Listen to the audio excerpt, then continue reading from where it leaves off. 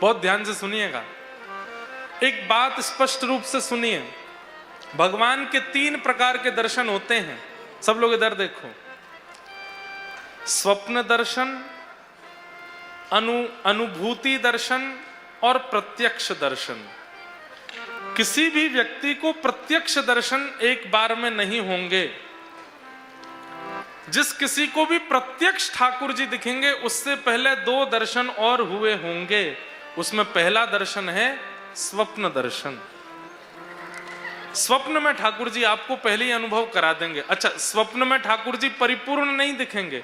ठाकुर जी का मुख दिखाई दे, ठाकुर जी के सर्वांगीण अंग का दर्शन हो, ऐसा आवश्यक नहीं।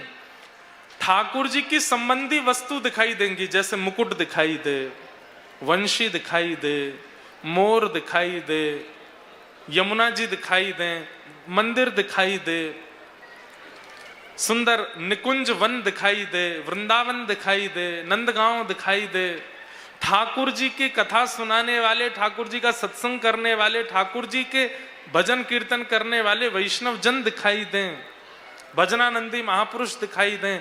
ये सब संकेत है, ये प्रथम संकेत है ठाकुर जी के दर्शन का।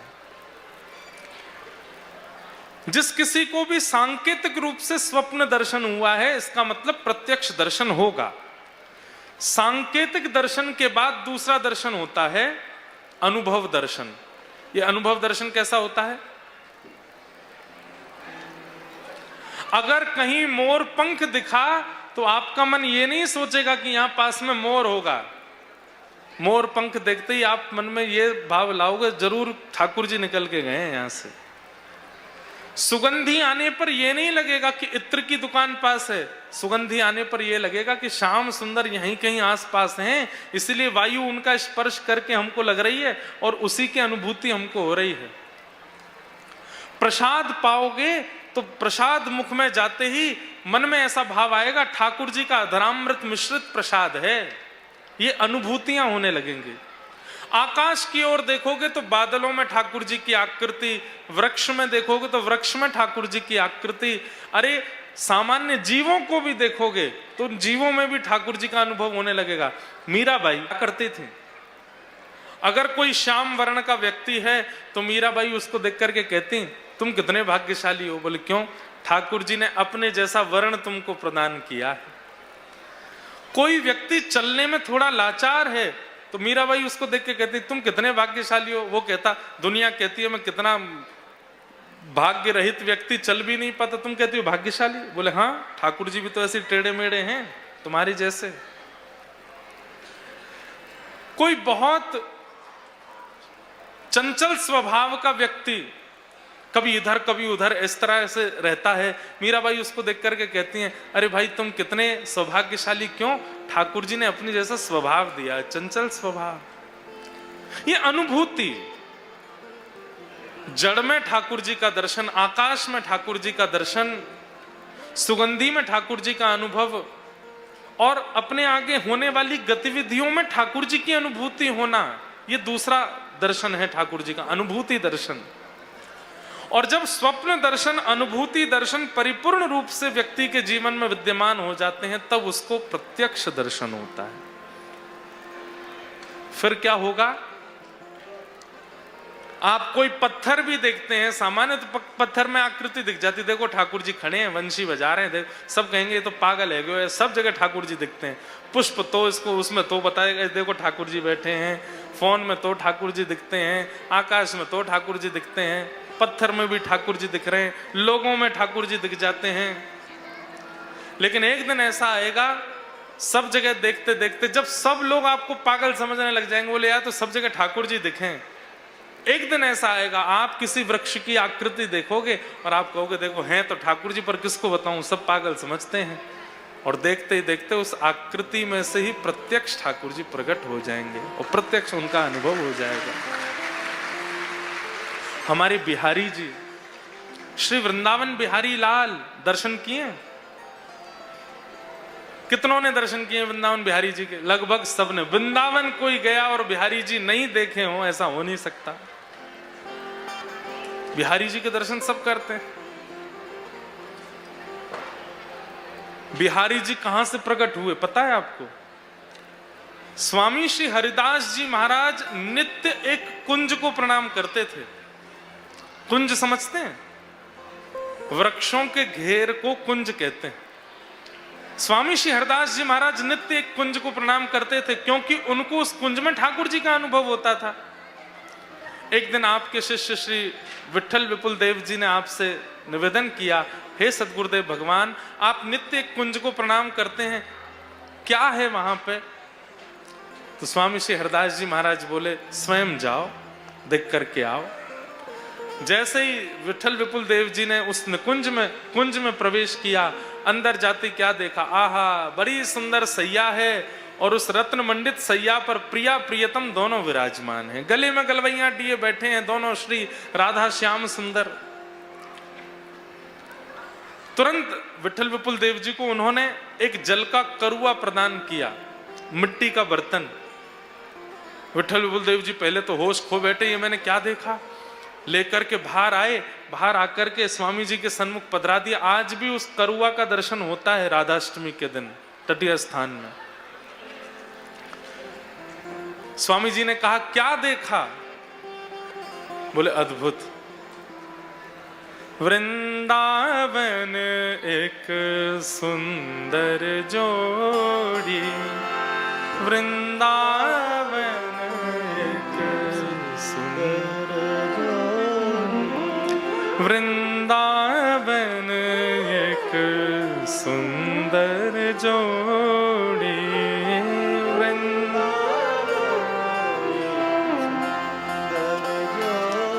हे गुरुदेव, मैंने निकुंज में एक सुंदर प्रियालाल जी देखे, युगल बिहारी बैठे हैं, और जब बोलते भी हैं तो उनकी वाणी में भी कुछ ना कुछ धार्मिक प्रवचन होता है। हमारे यहाँ के नहीं बोल पाते इतना अच्छा।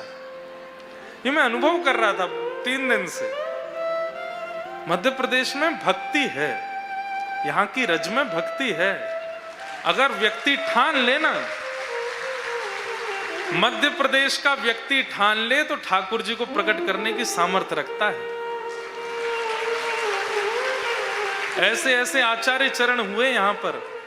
हरिदास परंपरा में अधिकतर आचार्य मध्य प्रदेश से गए। उसमें श्री भगवत रसिक देव जी, अद्भुत चरित्र है उनका, नहीं सुनाऊंगा, बहुत बड़ा चरित्र है, यहीं से पधारे। तो श्री विठल विपुल देव जी स्वामी श्री हरदास जी के पास गए और बोले, वृंदावन एक सुंदर जोड़ी, वृंदावन एक, ओ वृंदावन एक सुंदर जोड़ी,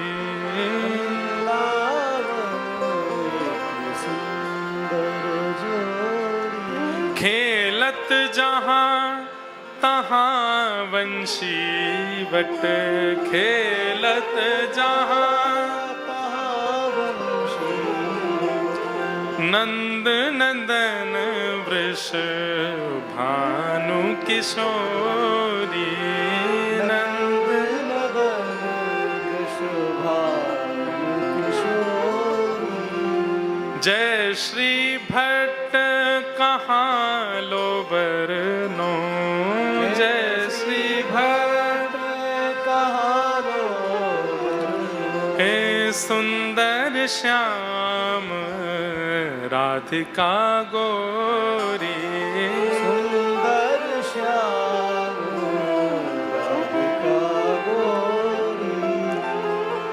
स्वामी श्री हरदास जी महाराज बोले, तो जाओ दोबारा से कुंज में और उन्हीं दोनों प्रिया प्रियतम को लेकर के आओ।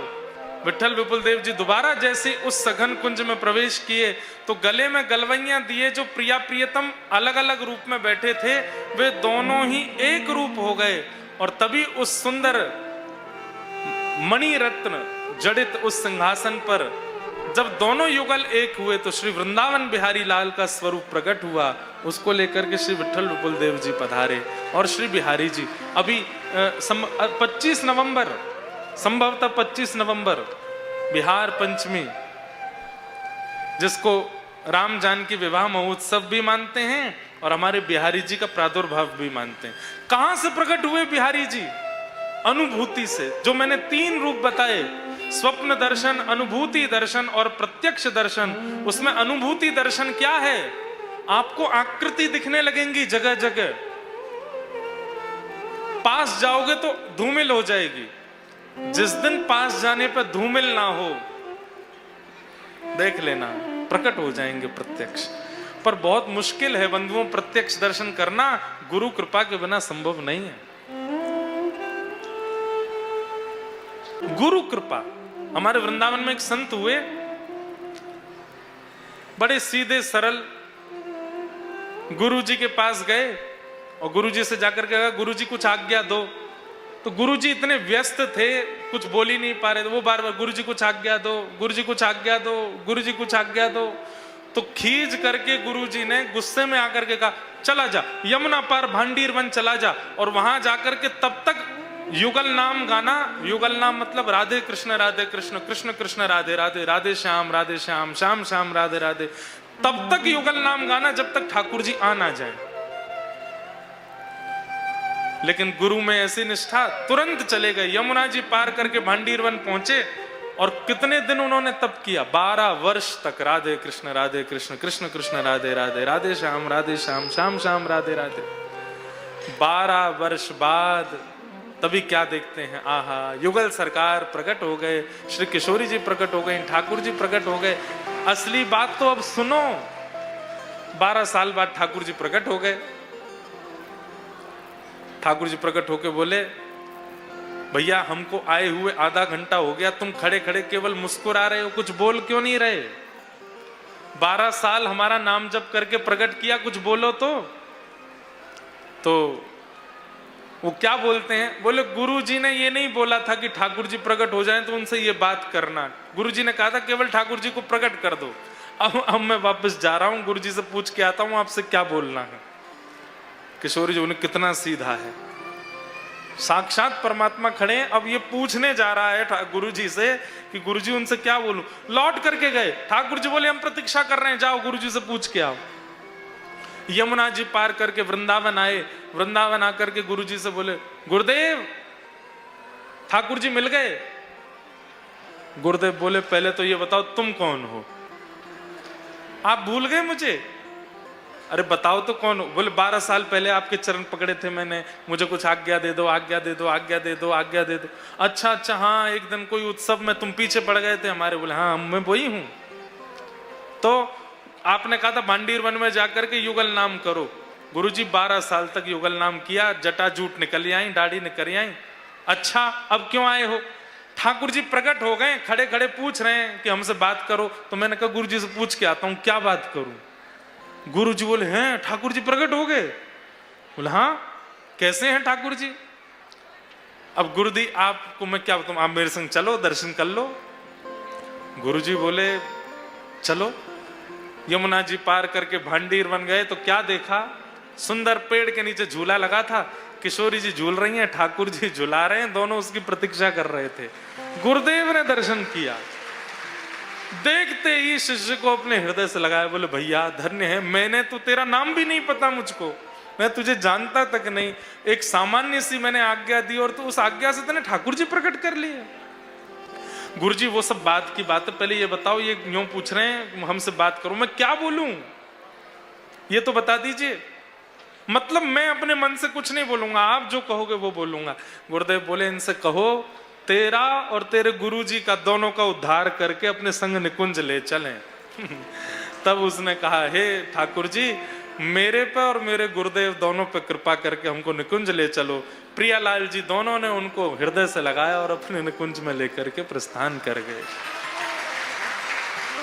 ऐसा वृंदावन धाम है।